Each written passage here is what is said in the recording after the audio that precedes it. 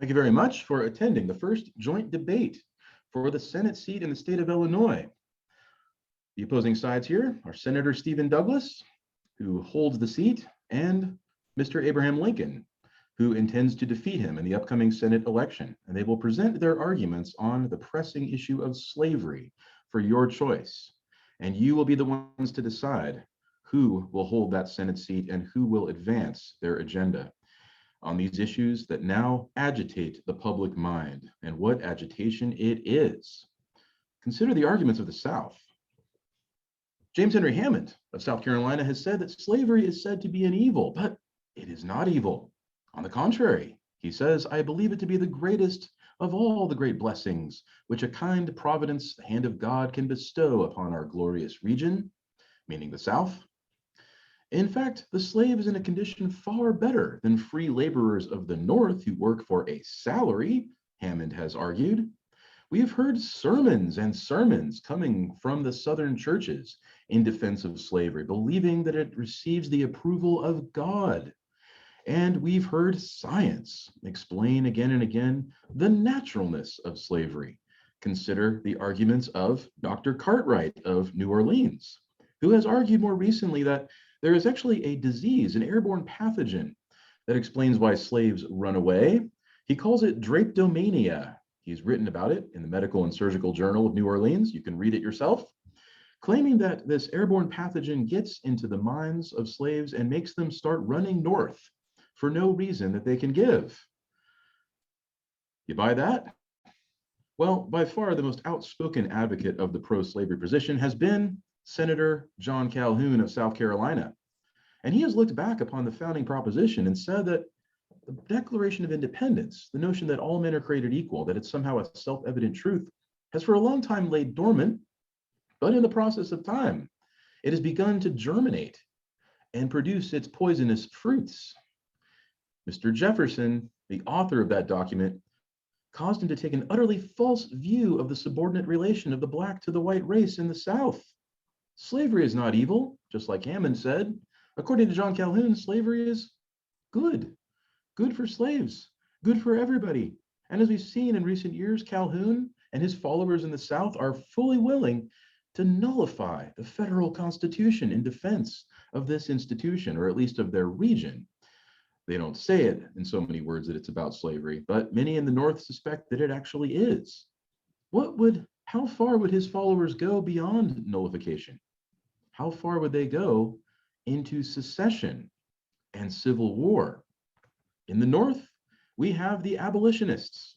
William Lloyd Garrison, as you know, publisher of the Liberator magazine, longtime abolitionist publication, has been printing and distributing his work all across the country since 1831, arguing again and again that slavery is fundamentally a violation of human rights and basic dignity of the human person, and that the federal constitution, because of its compromises with slavery, especially that fugitive slave clause, is a pact with the devil and an agreement with hell, to quote Garrison, fond of producing a pocket constitution in front of crowds of admirers and lighting a match and burning it, renouncing the Union and renouncing his own citizenship because of this agreement to protect slavery. We've seen Harriet Beecher Stowe, author of Uncle Tom's Cabin, become a best-selling author, exposing what she believes to be the true reality of slavery and all of its brutal aspects. Above all, though, abolitionists like John Brown, working on the Underground Railroad, carefully arranging the escape of slaves from the South. As we know, he gave that up in recent years and made several appearances at abolitionist rallies in Boston and blurted out, "These men are all talk. What is needed is action, action, not talk, but action." And so it has been with John Brown over the last couple of years, out there on the frontier, running around with his band of devoted followers and committing serious acts of violence. And so I ask you, between the John Browns on one side and the John Calhouns on the other, where do we see this question headed? Well, to answer exactly that question, I yield the floor to Senator Stephen Douglas and Mr. Abraham Lincoln. Welcome, gentlemen. Mr. Douglas will go first.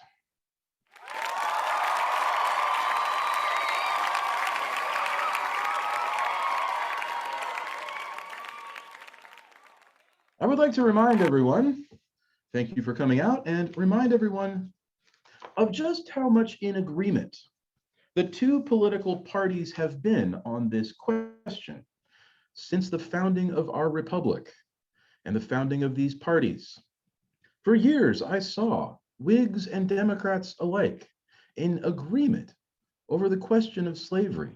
And at no point did we find them thinking that there was any kind of national plan that would make all states uniform. There were those for and against slavery in both parties, and yet there was a common consensus that it should be left to the states to decide for themselves, just as they always had, just as they had since the founding of our republic. I myself am very much a Democrat, loyal to the party and its principles and its emphasis on local government and the ability of the people to govern their local institutions and not focus so much on the centralization of the federal government. My Whig colleagues in Congress have different principles, of course. They like the idea of a strong central government. They hold on to the old vision of the Federalist Party, Alexander Hamilton back in the day. We disagree on principles, but we agree on this much, that states have tremendous value when it comes to deciding difficult and thorny questions in American life, such as slavery is. Why not appeal back to those states again and again? I desire.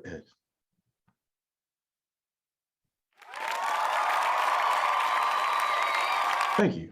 I desire, though, I desire to address myself to your judgment, your understanding, your consciences, and not to your passions or your enthusiasm. In other words, logos and not pathos.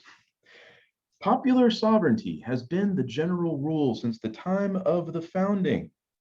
The Whigs and the Democrats, like I said, agreed on this, and that platform was the right of the people of each state and each territory to decide their local and domestic institutions for themselves, subject only to the federal Constitution. And that is all. The intent that I have stated in my Kansas-Nebraska Act, which I steered through Congress with great effort and a lot of persuasion, which nonetheless won the approval of both Whigs and Democrats and had bipartisan support, was this. And here I will quote the words of my bill. It is the true intent and meaning of this act, on page 40, not to legislate slavery into any state or territory, or to exclude it therefrom, but to leave the people thereof perfectly free to form and regulate their domestic institutions in their own way, subject only to the federal Constitution. Popular sovereignty is exactly what it means to say that we believe in democracy, to simply have a hands-off approach to local institutions. Let the federal government deal with the few federal concerns, but then leave the pathway open for the states to choose their own way.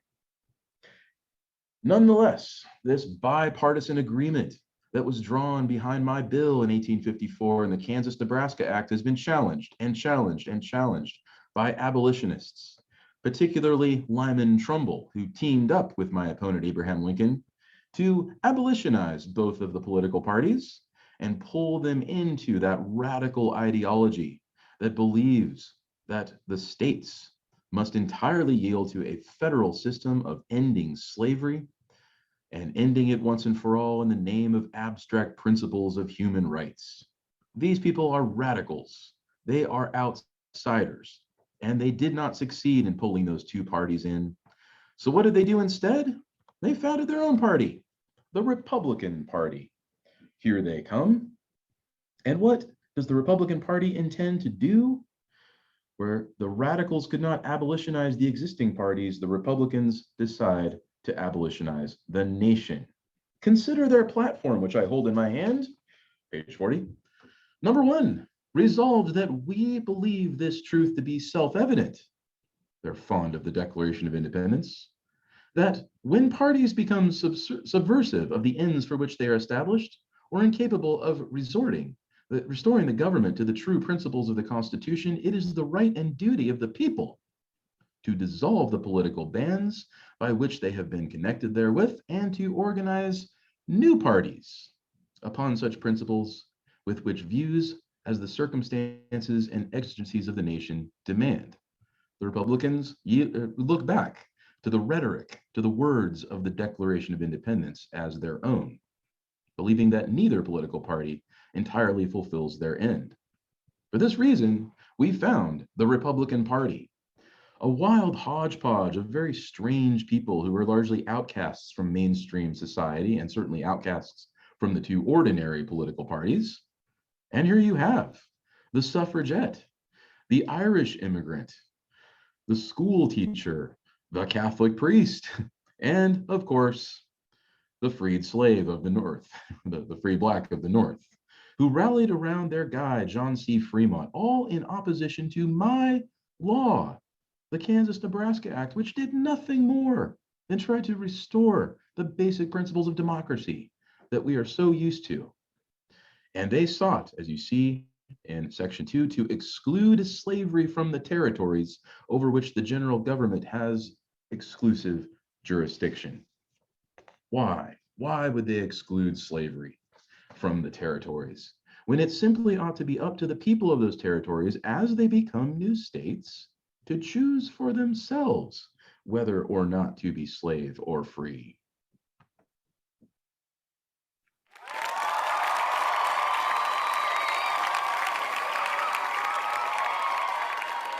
Yes, I hear you Republicans cheering that clause. I know you're out there. But I want to not pick on you, but on my opponent, Mr. Lincoln, and what he has said. And as you know, he has said in a previous speech, quoting our Savior in the Gospel of Mark, that a house divided against itself cannot stand. I do not believe, Lincoln said, that it will fall, that it will collapse, but it cannot continue permanently half slave and half free. It can't, but it has for the last 80 years, 70 years, or 80 years since the founding. Why is it such an emergency now, Mr. Lincoln? I desire to know what you have to say. And above all, I desire to know, I turn to him on the stage, why you think your principles will work. What you propose is universal, or it's about conformity across the nation. You seem to think that North and South, East and West must all conform to this general principle of abolitionism. My principles, however, will apply wherever the Constitution prevails and the American flag waves, middle of page 41. Mr. Lincoln's principles will bear transplanting, or will they bear transplanting from Ottawa to Jonesboro? I put these questions to him today distinctly, and I ask an answer. I have a right to an answer. For I quote from the platform of the Republican Party made by himself and others at the time that party was formed, and the bargain made by Lincoln to dissolve and kill off that old Whig Party because it wasn't abolitionist enough for him, and then transfer its members, bound hand and foot, into the abolition party of the Republicans. I don't mean to pick on Lincoln. We are old friends, and I can tell you for sure as anybody that he could tackle anybody in a wrestling match, in a foot race. He had this incredible ability to down liquor like nobody I've ever seen before. Uproarious laughter. He struggled financially, and yet somehow he prevailed in his endeavors because he seems to succeed in everything. And I was immensely glad as a US Senator to welcome my old friend and companion into Congress when he was elected to the House of Representatives in 1840. He came out strongly against the Mexican War. But I still admired him for his character and his principles, softening everybody up, the use of pathos. But I still want to know, despite his good intentions, whether his principles are easily transferable to the whole country, as mine are. Popular sovereignty truly is the principle that can be universalized across America because it is a policy of live and let live. Why can it not exist divided in free and slave states? as it was at the time of the founding. Washington, Jefferson, Franklin, Madison, Hamilton, Jay, all those founders who we all admire so much. Page 42 in the middle. And the great men of that day made this government divided into free and slave states, and they left states perfectly free to do as they pleased on the subject of slavery. Why can it not exist on the same principles which our fathers made it? They knew when they framed the Constitution that a country as wide and broad as this, with such a variety of climate, production, and interest, the people necessarily required different laws. Diversity, you might say, laws and institutions in different localities to accommodate their local and diverse needs. You would not impose the same agricultural laws on South Carolina as you would on Maine. You would not ban alcohol in one state just because it is banned in another, nor would you legalize alcohol in both states if one of them chose not to have alcohol legalized. Why would you impose this general will across the nation when in fact there is so much room for diversity and a policy of communities who live and let live and respect each other's customs and traditions, while the federal government steps aside and lets them govern themselves and only concerns itself with big, broad national questions?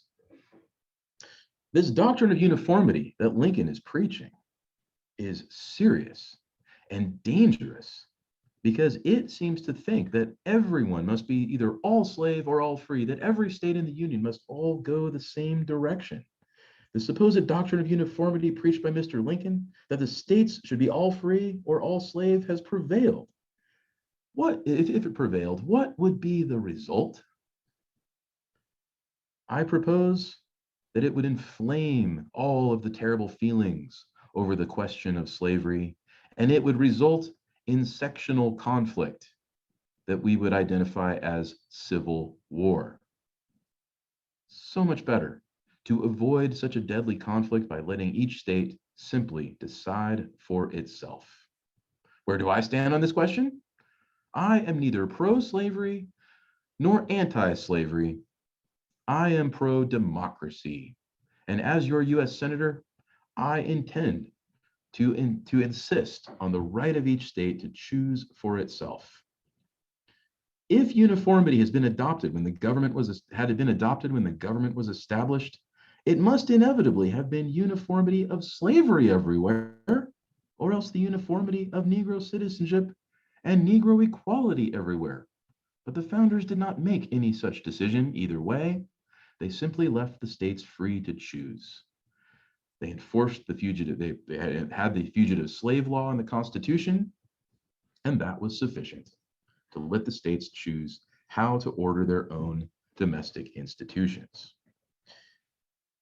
I say this acknowledging, of course, that Blacks are of an inferior race. But that doesn't mean that they ought to be slaves. As a US Senator, I would not conclude that for the entire country. And in fact, if some states choose to grant them the full rights of citizenship, voting even, well, I don't think that's a good idea myself. And I don't think many of my fellow Americans would agree because they recognize their white superiority. But if a state chooses to grant Blacks that right, I respect it. And it is no business of mine. They are the ones to determine what is consistent with the public good, not me as a US Senator, not even you as someone who doesn't live in that state. This is the question which each state and each territory as it becomes a state must decide for itself. Illinois has decided for itself, my home state, and it has decided that it shall not be a slave state. Does that mean that Blacks ought to be citizens? Well, Illinois has not gone that far, but if another state does, who am I to judge? I hold that Illinois has a right to abolish and prohibit slavery, as she has, and I hold that Kentucky has the same right to continue and protect slavery that Illinois has to abolish it. I hold that New York has as much right to abolish slavery as Virginia has to continue it, and that each and every state of this union is a sovereign power, with the right to do as it pleases upon the question of slavery and upon all other domestic institutions. Middle of page 43, he said. All shall decide for itself. All shall decide for themselves, and all shall respect the choice of other states. If you find yourself living in a slave state and you don't like slavery, no problem. Move to a free state. If you find yourself living in a free state and you think slavery is right, no problem. Move to a slave state.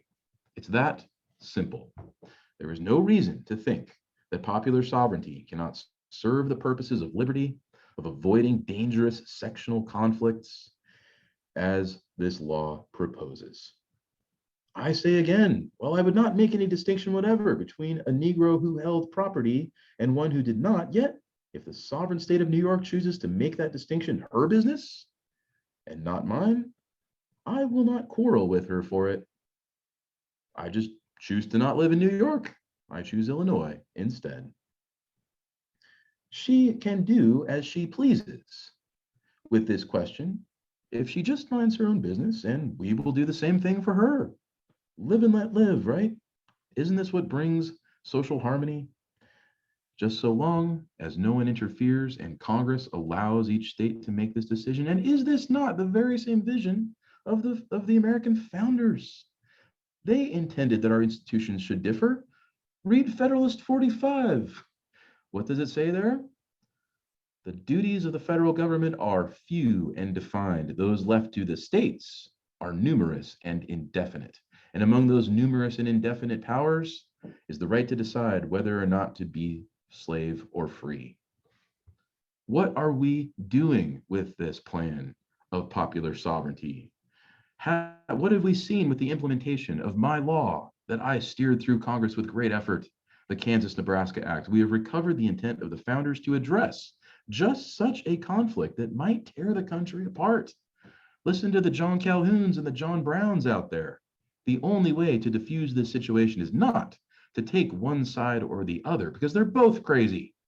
Nope, the only way is to not radicalize the question, but simply let people choose according to their own opinions. My law exists to save us from civil war. Thank you very much.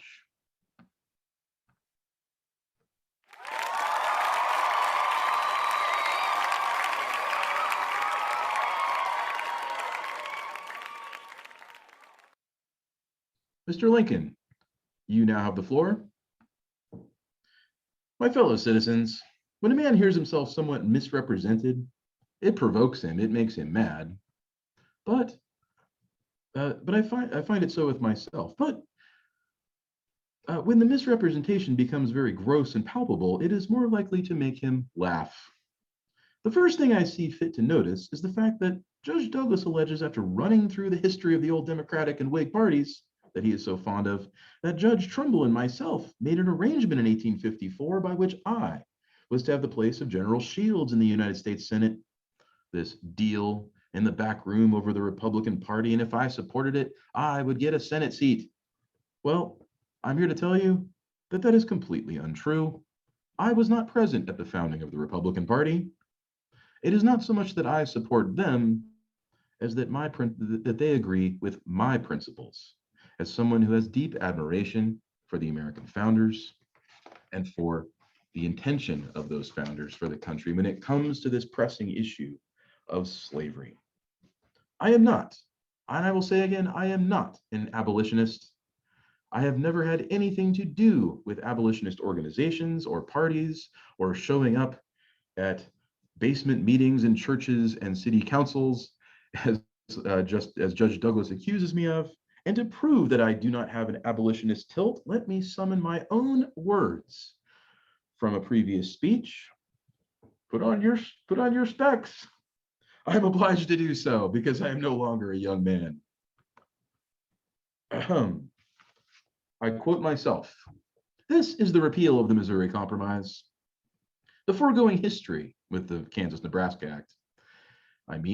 With the foregoing history, it may not be precisely accurate in every particular, but I am sure it is sufficiently so for all the uses I shall attempt to make of it.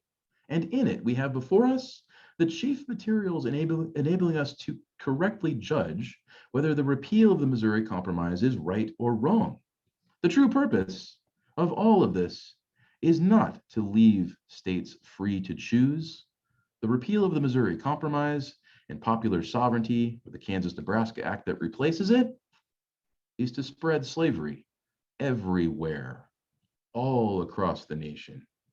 This declared indifference, I care not what states choose, as Judge Douglas says, this declared indifference, but as I must think, is a covert zeal, excitement for the spread of slavery. And I cannot but hate it, I said in my speech. I hate it because of the monstrous injustice of slavery itself. I hate it because it deprives our Republican example of its just influence in the world. Look at the mockery we are. We claim to believe in self-evident truths of equality and freedom, and yet we allow for other people to be enslaved. It enables the enemies of free institutions with plausibility to taunt us as hypocrites, causes of real friends of freedom to doubt our sincerity, and especially because it forces so many really good men amongst ourselves into open war with the very fundamental principles of civil liberty, criticizing our Declaration of Independence and insisting that there is no right principle other than self-interest. You'll recall what I said. If you can make it your interest to enslave someone else, then they can make it their interest and you become a slave. Back to my speech, bottom of page 44. Before proceeding, let me say I think I have no prejudice against the Southern people. They are just what we would be in their situation. If slavery did not now exist among them, they would not introduce it. Who would actually choose slavery? No, slavery was forced on them by the old British Empire, and they were stuck with it after the American Revolution. To continue, if it did not exist among us, should we not instantly give it up? This I believe of the masses of the North and South. If they could go without it, they would. Doubtless there are individuals on both sides who would not hold slaves under these circumstances, and others who would gladly introduce slavery anew if it were out of existence. We know that some Southern men do free their slaves and go north and become abolitionists. We also know that some Northern ones go south and become cruel slave masters. It's a sectional thing. True, it is all about the region of the country that you are in. What would we do with the slaves themselves if we ever freed them? I confess, I have no idea.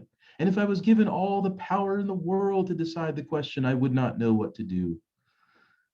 Maybe relocate them to a colony on the coast of West Africa. Many have entertained that idea.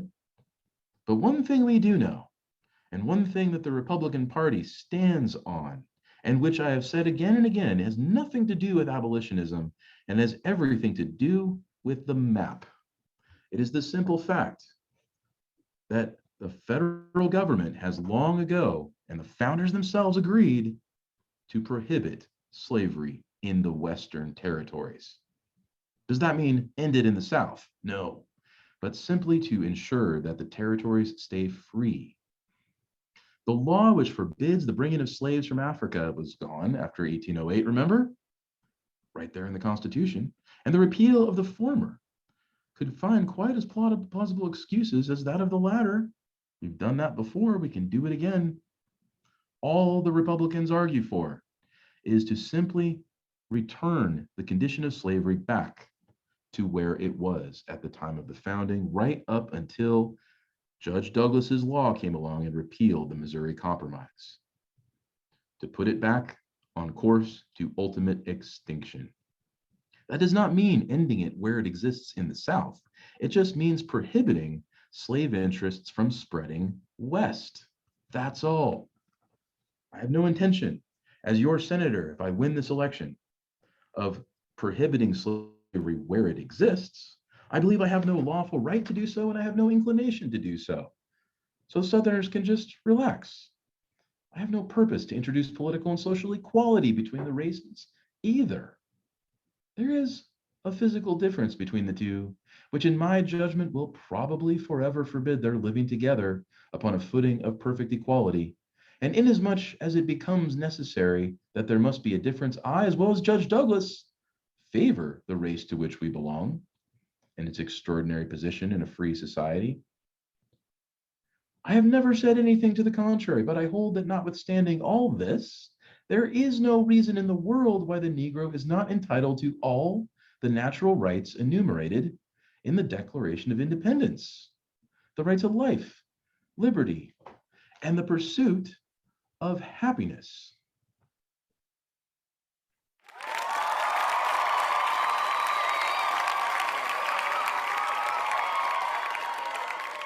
I hold that the slave is as much entitled to these as the white man. I agree with Judge Douglas that he is not my equal in many respects. Perhaps he is not equal in color, perhaps not in moral or intellectual endowments. Maybe there is racial inequality. But in the right to eat the bread without leave of anybody else, which his own hand earns, the slave is my equal and equal to Judge Douglas and equal to every living man.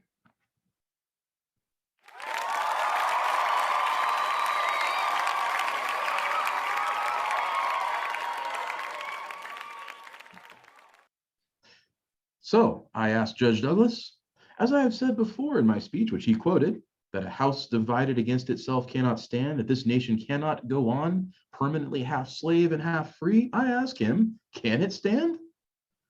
What did our Savior mean when he said that in the Gospel of Mark? If not that something must either be all one or all other. I am not seeking dead uniformity, as Judge Douglas accuses me of doing, in all our institutions. And when he says this, he argues erroneously, middle of page 45. The great variety of local institutions in the states, springing from differences in the soil, differences in the face of the country and in the climate, these are the bonds of union. He's right. They do not make a house divided against itself, they make a house united. If they produce one section of the country, in one section of the country, what is called for by the wants of another section, and this, the other section, can supply the wants of the first, they are not matters of discord, but bonds of union, bonds of true union. It's fine if Maine has different agricultural laws than South Carolina. It's fine if one state decides to ban alcohol and the other one decides to make it legal.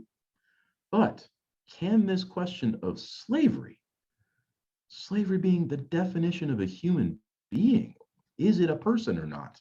Is it a human or not?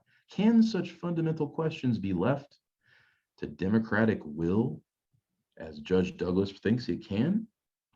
Can the question of slavery be considered as among these varieties in the institutions of the country? Is the definition of the person the same as whether or not to allow alcohol or apply different agricultural laws? I leave it to you to say whether, in the history of our government, this institution of slavery has not always failed to be a bond of union, and on the contrary, it has been an apple of discord and an element of division in the House. I ask you to consider whether, so long as the moral constitution of men's minds shall continue to be the same, after this generation an assemblage shall sink into the grave, and another race shall arise with the same moral and intellectual development we have, whether, if that institution standing in the same irritating position which it now is, it will not continue as an element of division.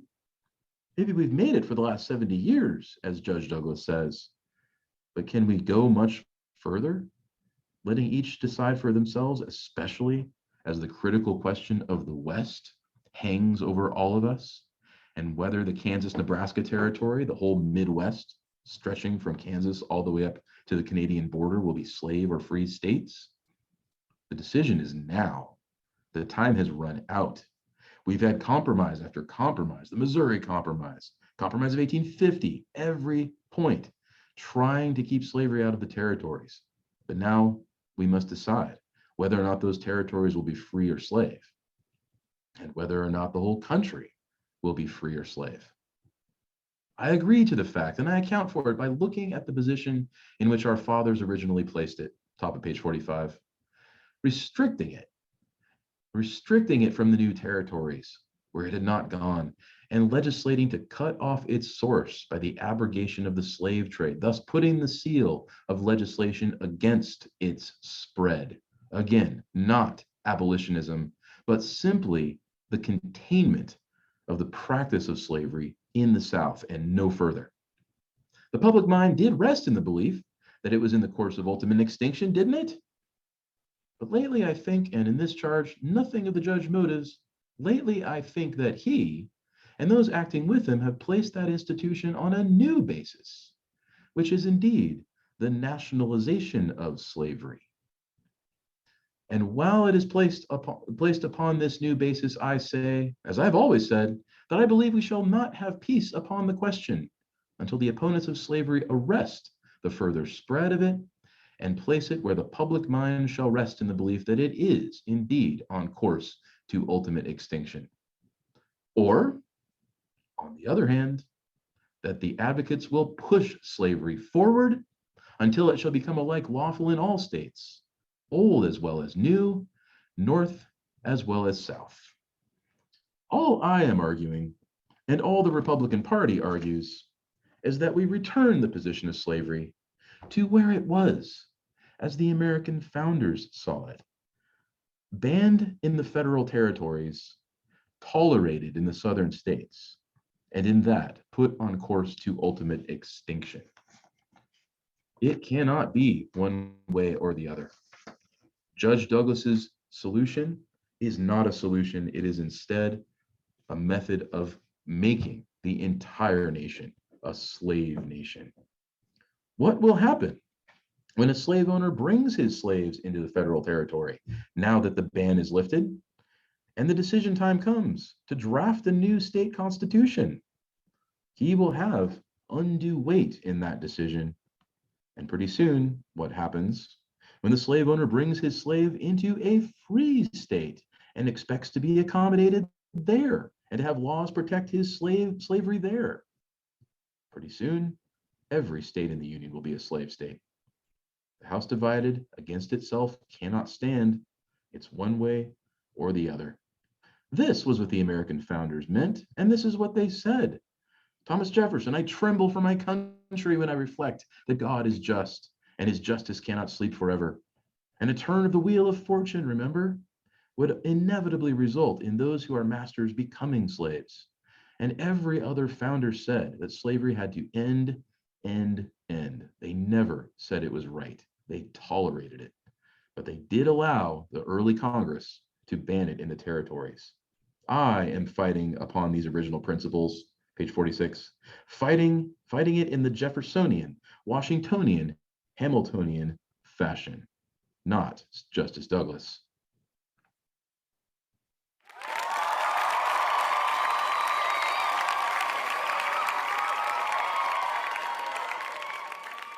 One more word and I am done. Henry Clay, founder of the Whig Party, my beau ideal of a statesman, the man for whom I fought all my humble life, Henry Clay once said of a class of men who would repress all tendencies of liberty and ultimate emancipation, that they must, if they would do this, go back to the era of independence and muzzle the cannon that thunders our liberty, to blow out the moral lights around us. Clay said, they must penetrate the human soul and eradicate there the love of liberty. And then, and not till then, could they perpetuate slavery in this country. Clay had it right, I believe. Douglas rejects the principles of the Declaration of Independence. And in doing so, I realize he is not pro-slavery, and yet he is. He objects to such an accusation. He wants to insist that he is pro-democracy, that he is just pro, you might say, choice. Let choice decide what is a person and what is not. But I submit to my fellow Americans that you cannot have such a choice in this matter. When he says he cares not whether slavery is voted up or voted down, I quote him there. When he says that he cares not, that is a sacred right of self-government, he is, in my judgment, penetrating the human soul and eradicating the light of reason and the love of liberty in the American people.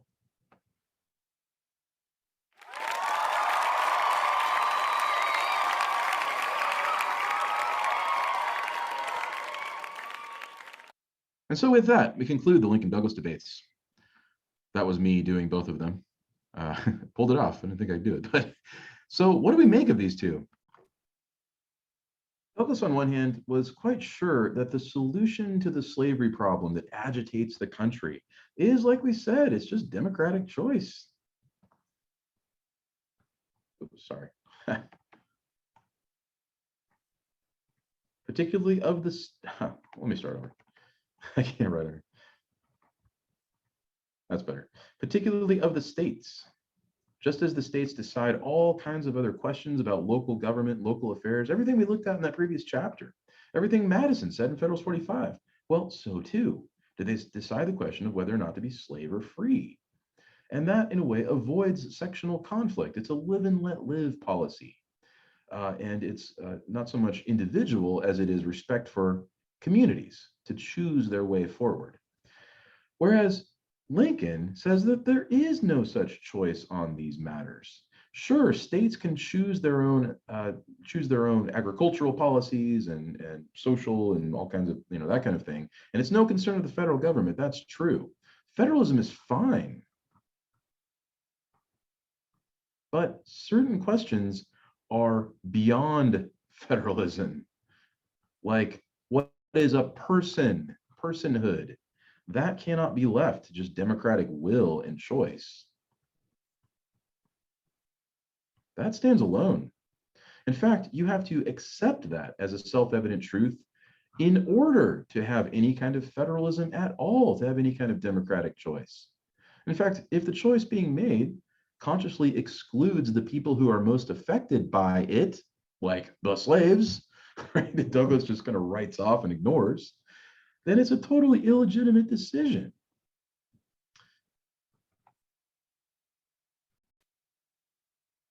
Douglas kind of calls for this regional tolerance, and he's very clear. This is his way of avoiding conflict, to make just, let's diffuse the situation. If you don't like slavery, go live in a free state. If you do like slavery, go live in a slave state. It's up to you. This is a way of avoiding conflict because he's very clear. He sees simmering here the possibility of a sectional conflict that could turn into a civil war. And he was quite right about that. But notice his way of avoiding it had everything to do with kind of falling back on relativism and saying it's all just culturally relative to each state to choose for themselves. It's no business of other states, and it's definitely no business of Congress, he being a senator, to tell them what they ought to choose. Whereas Lincoln turns right around and says, there's no avoiding conflict at all here. Consider what was happening out in Kansas, bleeding Kansas, as it was called. This causes greater conflict.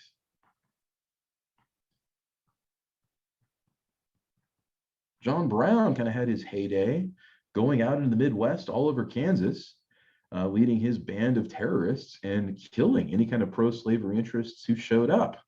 So how do you square that with avoiding conflict, Senator Douglas? You just made it even worse. And notice, it's not just that he disagreed with Douglas, it's that Douglas's own principles resulted in destructive, terrifying outcomes. As we know, this is what would lead to civil war.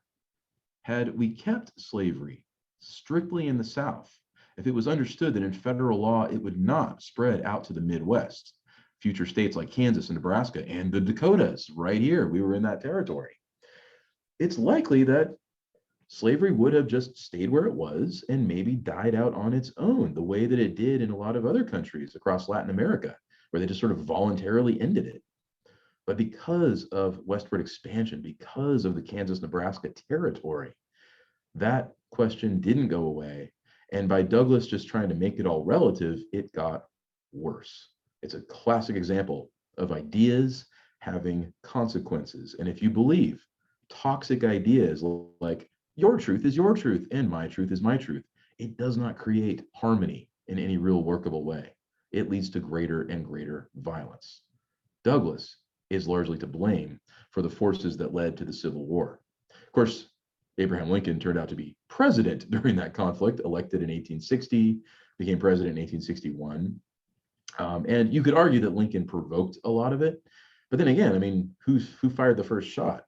The South did on Fort Sumter. Lincoln always saw himself as simply responding to what he viewed as open rebellion. But that's another story. I think what I'll do, and I'll email everybody about this too. In the interest of time, I think we're all fried and we're working on our papers. There's that chapter on the media. I'll just touch on that very briefly next time. I keep bumping myself back here. We'll do that, and then we'll turn to the next section. So yeah, look at chapter 4, which I said I would talk about today, but I'll just kind of tie it into the next section, and it does fit very well. Political socialization, short little chapter. It has a lot to do with the media, so those two chapters tie together. But that's the question of why do you care, right? Not so much what you care about, not so much your positions and views and your ideology, as we call it, but more importantly, why do you care about politics? And what causes the level of intensity that people have, and sometimes not. Why do people not care? So yeah, we'll consider that. So read that chapter, and also be sure to read Lincoln again and his famous Lyceum address from 1838. So this is way before the debates with Stephen Douglas. And then look at the flip side of that, coming from Theodore Roosevelt, widely admired in this area because of his ranch nearby. Of course, right across the river, we have Fort Abraham Lincoln. So see these guys' names all over North Dakota. So yeah, have a look at those two documents as well as the chapter in the Springer book. And have a wonderful weekend. I'll see you next time.